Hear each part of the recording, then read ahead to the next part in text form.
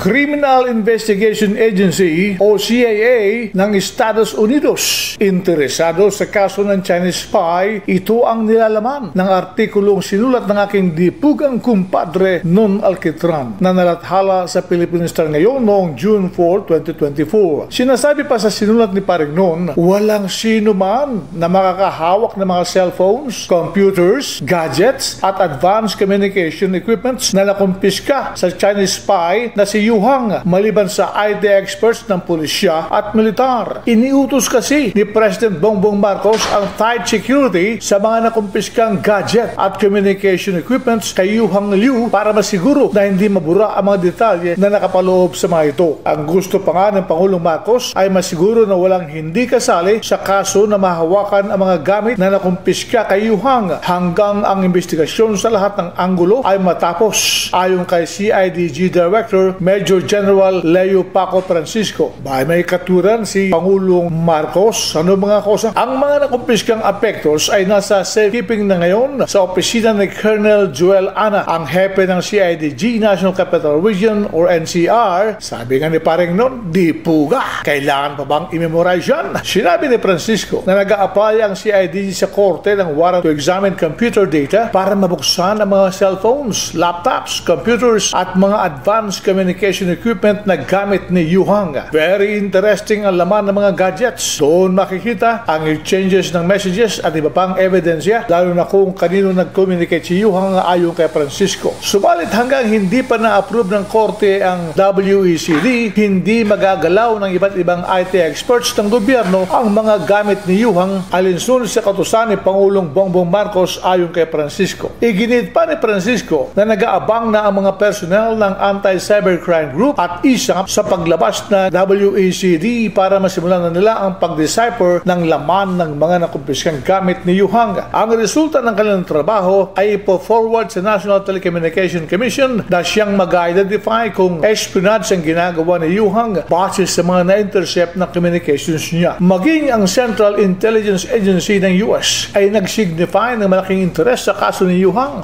Wow! Kaya pati ang CIA ay excited din at matiyagang nag-aabang at panay check nila kung lalabas ba na ng WECD para malaman ang laman ng gamit ni Yu Hang. Nakpo, ambot sa kanding na may bangs. Deny to the death naman si Yu Hang na spy siya ng China. Wow! Sa lahat ng nabasa ng dipuga na libro at maging napanood sa sine, wala pang umaamin na spy siya. Di ba mga kosa? Ayon kay Francisco, inaamin ni Yu Hang na scammer siya kaya maraming cash na nabawi rin sa pag-iingat niya. Ang sabi niya, sangkot siya sa different scam sa cyberspace. Ani Francisco, talagang kanya-kanyang gimmick lang yan Paring Non. Si Yu Hang ang kauna-unang spy ng China na dagit ng mga otoridad sa kainitan ng bangayan ng Pilipinas at China sa West Philippine Sea. Kahit ano pa ang denial niya, sinisiguro ni Francisco na lalabas at lalabas din ang katotohanan kapag nabuksan na ang lahat ng gamit ni Yu Hang. Nabasa naman sa cellphone ni Yu Hang ang mensaheng ang mga Pinoy ay madaling patayin dahil sa kaswapangan ng mga ito sa pera. Nagpapatunay ito na maraming naging transaksyon si Yu Hang sa mga departamento ng pamahalaan at nakakalusot ito sa lahat ng kanyang nais na kunin at pasukin upang makakuha ng mga impormasyon. Samantala, sinisiyasat din ng PNP si Bamban Tarlac Mayor Alice Go na hinihinalang espiya rin. Bagamat sa pagdinig sa Senado, sinabi ni Go na siya ay Pilipino. Pero nang tanongin siya ni na Senator Risa Hontiveros at Loren Legarda ay kaduda-duda ang kanyang mga sagot. Tinanong siya kung saan siya pinganak at kung sino-sino ang kanyang mga kapatid pero walang maalala si Go. Nang tanongin muli, anak lang daw siya sa labas. Katulong daw ang kanyang ina. Mahirap lamang daw sila at nag-aalaga ng baboy. Nang tanongin uli, nabunyag na may mga kapatid ito at maraming mamahaling sasakyan at may helicopter pa. Dapat magtrabaho ng gusto ang intelligence ng PNP at AFP para matukoy kung mga espiya ng China sina Huang at Guo. Humarap na si Huang sa inquest proceedings sa kasong grave threats, violation of Comprehensive Firearms and Ammunition Code at paglabag ng Access Device Act sa sala ni Makati City Prosecutor Joan Bolina Santillan noong alas 4 ng hapon ng Hunyo 4, 2024. Salamat sa dipugang kumpadeng Non Alquitran sa kanyang artikulong ito.